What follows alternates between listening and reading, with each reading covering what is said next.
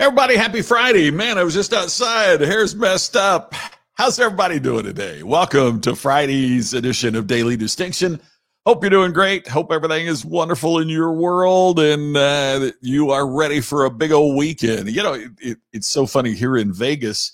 They are talking about, it says we have an Arctic front coming through. And literally, I mentioned this yesterday, but it was back in the news again today. Literally showed people with their gloves on and, ski hats on and everything else and get ready for the frigid temperatures coming to Las Vegas. The high will be 59. We may not even get out of the 60s, and everybody's ready with it. Oh, good grief. Hey, Curtis, glad to know you're home for a few days. Hope you have a great weekend at home. That's unusual for you not to be out on the road, so hope you're doing great. Brian, peppermint hot chocolate. Man, I could barely get that out. My mouth started watering as soon as I saw it on the screen there, Brian. Hope you're having a great day. Glad you're here. Samuel, so good to see you. We're doing the distinction thing with you here today. Thanks for being here. And Ted, always great seeing you. Happy Friday. I was watching some weather reports from Minneapolis and thinking of you, man. It's here we go. It is all right. Do Vegas locals know what a yeah, Brian, you cannot believe how many people here have winter coats and they wear them at 60 degrees and below. It can be 58 and people here are wrapped up like it's 10 below. It's crazy. Hey, Kevin, great to see you. Charles, yes, the treacherous cold blast heading this way. I think we're going to be all right. But by the way, just picked up the mail. I should have brought it up here. There were a couple wonderful keychains in there. And there was no note, and the return address was marked San Jose. So,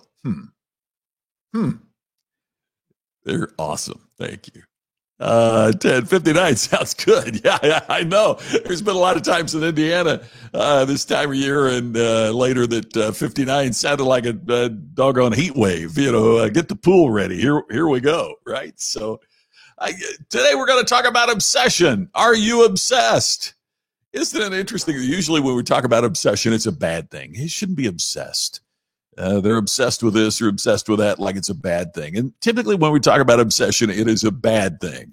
We're going to talk about a good kind of obsession today. It's customer obsession. And I think that's a great thing. I think when you're obsessed with serving your customers, it's a wonderful thing for your business. It's a wonderful thing for you. It's certainly a wonderful thing for your customers. When you do business someplace that is obsessed with the experience. Now, one of the things we talked about a little bit at the Distinction Summit last weekend, you believe it was a week ago? Man, this week has flown by.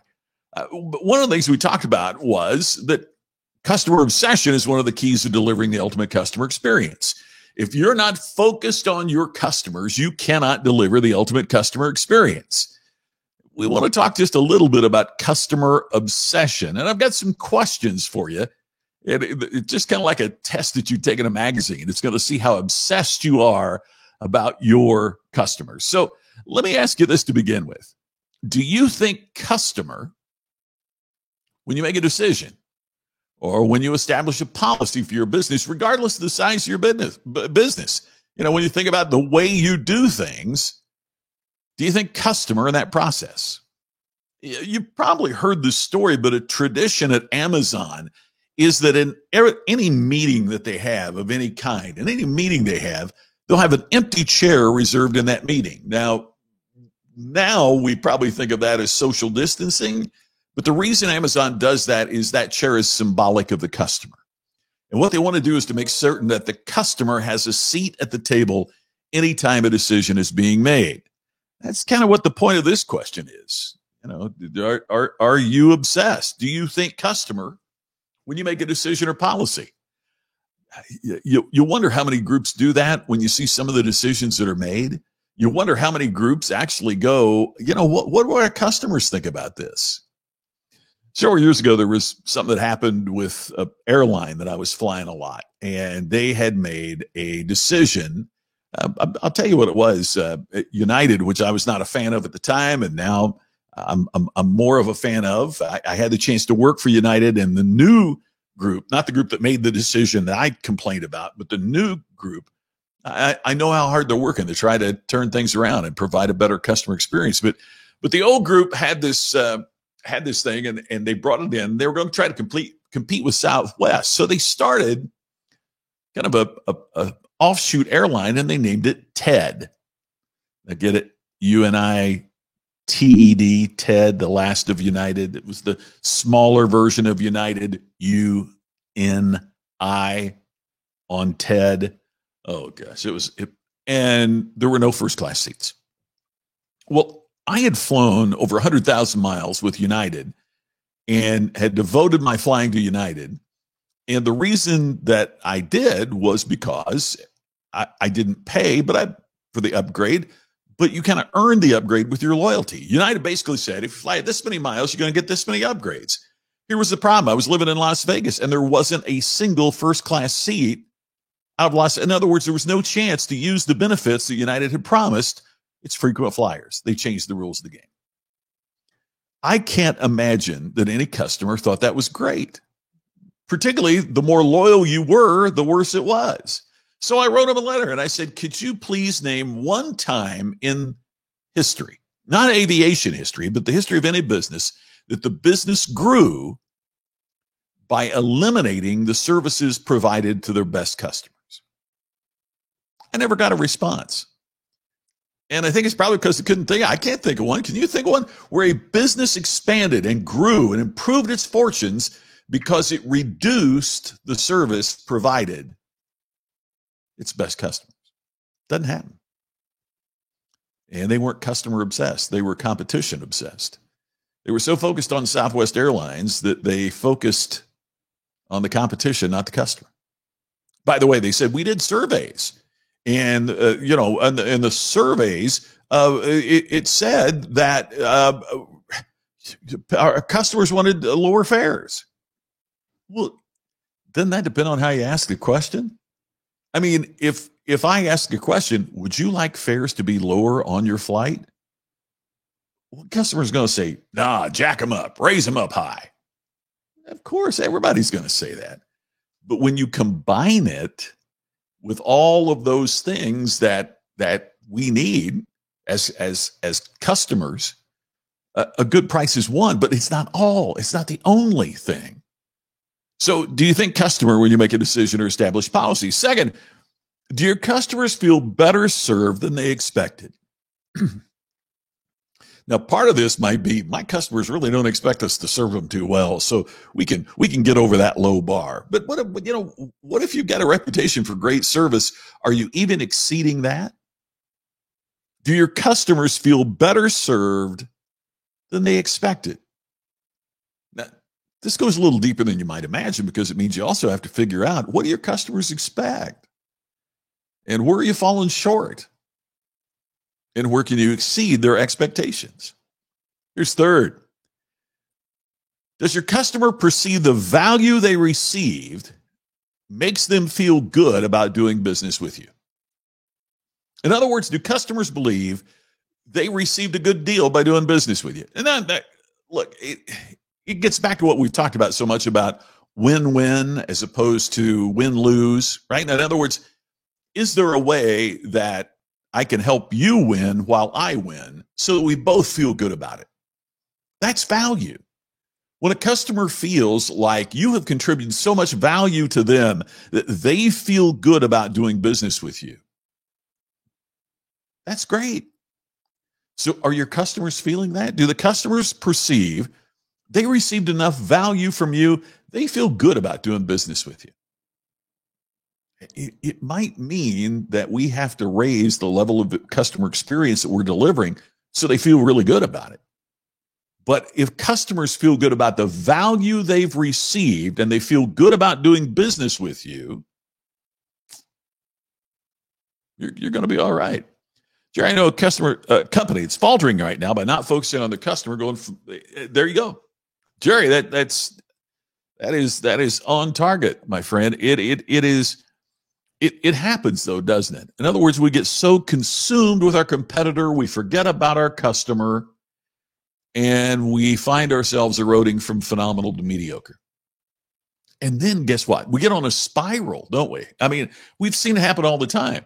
They lose customers because of this, and then the profit shrinks and the gross revenue shrinks. So what do? Oh, it's the pandemic, it's the economy. We better cut back. So then they cut back, delivering even less value for the customer, and then customers keep cutting. And you can't cut your way to greatness, as Tom Peters said. You got to grow your way there through growing your experience, through growing what you're doing with customers. It's the only way that you can get there. Hey, Mark Rodriguez, great to see you in New York. Hope you're doing well. Thank you for being here. So, and yeah, as Jerry says, right there you go. They are so focused on the competition, they've taken their eye off the customer. And sooner or later, that means you lose, right? Next, have you made your business one big customer experience department? So many times businesses are structured vertically, as we've talked about. In other words, we have a sales department, we have a finance department, and in some businesses, they have a customer service department. And the problem with that is it makes the people in the organization feel like serving the customer belongs to a department. It's not just one big customer service department. Everybody in your organization should be obsessed with the customer. I've told the story before about the big company I was speaking for, and had a good conversation with their chief financial officer. And as the meeting was starting, he said, "Well, I'm going to slip out. This is about customers, and I don't have anything to do with that." Really? You're the chief financial officer. Where do you think finances come from, if not from customers? You got everything. Everything in your job is dependent on customers. So every business should be just one big customer service department. Next, on customer obsession, do you treat your customers as if you were going to see them as often as you see your fellow employees? What if you saw your customers every day? How would you treat them? If you knew they were going to keep coming back, and you were going to have to deal with the experience that you're delivering today when you saw them again tomorrow, how would you treat them? See, in other words, sometimes we get a little sloppy because we know there's going to be other customers coming along. We probably won't see this one for a while, and there's more cut. That won't cut it in today's world. You got to treat your customer as if you're going to see them as often as the person working right beside you. You got to treat your customer just as if you were going to see them as often as you did your fellow employees. That's how you make them feel an experience, feel like part of the family. I did business a while back with a place here in Las Vegas, and when we agreed to do business, they said, "Welcome to the family." And now we haven't heard anything from them for 3 months. It's just a lot like many families, I guess. But that's not the way you want to feel about a family, right? If you're welcoming them to the family, communicate with them on a constant basis. Hey, Donovan. Donovan and I had a good conversation earlier today. Amen to the company being a big customer service center. That's how we got to look at it. That is exactly how we have to look at it. Next, do you treat your customer as if you're always required to prove to them at every interaction why you are a better alternative than your competition? Think of how it would change and how you treated your long-lasting existing customers. If you treated them like you had to prove to them in every time you talked to them, you had to prove to them at every touch point why you were better than the competition. When you do that, man, you are engaging them in the right way. Because, in fact, in some cases, you do have to prove to them the world is too competitive. One of the things we've learned from the pandemic is our competition may not be who we think it is. or it may be more than who we think it is. Where the competitor used to be the store down the street, the competitor now is maybe in China, maybe in Vietnam, maybe who knows where, any place that you're one click away from ordering. So you've got to provide something better or cheaper or faster or quicker, or a service and experience that is superior. So the questions again is, do you think customer, when you make a decision, whether it's policy or a decision about how you're going to do business, are you thinking customer all throughout that? Next, do your customers feel better served than they expected? Means you got to know what they expect. Means you got to know how you can outdo that. Next, does your customer perceive the value that they received from doing business with you makes them feel good about choosing you as a place to do business? Are you bringing enough value to the customer that they feel like they got a good deal and a great experience that they want to repeat? Have you made your business into one big customer experience department so that everybody recognizes the role that they play in the customer experience? Do you treat your customers as if you're going to see them as often as you see their fellow employees? And do you treat your customers as if you're always required to prove to them? You don't take it for granted. You're always required to prove to them why you're a better alternative than your competition. You make them feel like a family. As Charles says, welcome to the family, mind you, but we're not a particularly close family. It's so true. That's the way that we are treated so much of the time, Charles. Well, when we take these questions into consideration and we execute, then we're obsessed with customers. And, the cool part about that is if we can deliver on that consistently, we increase the likelihood that customers become obsessed with us too. They do the two critical things that we've got to have from customers: repeat business and referral business that grows our business so we can serve them even better.